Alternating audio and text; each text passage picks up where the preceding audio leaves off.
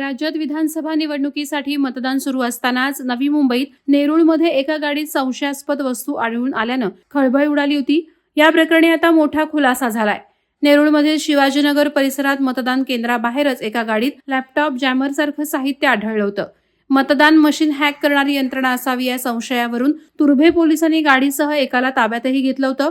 याबाबत मिळालेली माहिती अशी की निवडणुकीच्या पार्श्वभूमीवर मतदान केंद्राच्या परिसरात कडेकोट बंदोबस्त ठेवण्यात आला होता.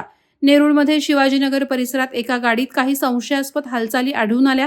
गाडीची तपासणी केली असता लॅपटॉपसह इतर साहित्य सापडलं. पोलिसांनी या प्रकरणी चौकशी केली असता मोबाईलमधील चिप टेस्ट करण्याचं हे काम असल्याचं सांगण्यात आलं.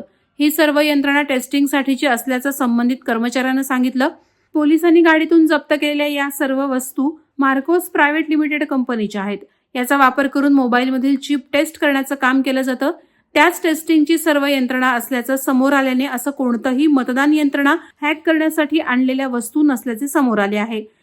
वादळवारा लाईव्हसाठी न्यूज ब्युरो, नवी मुंबई. नवी मुंबई व रायगड जिल्ह्यातील ताज्या बातम्या आणि घडामोडींसाठी सबस्क्राईब करा वादळवारा लाईव्ह चॅनल आणि दाबा बेल आयकॉन.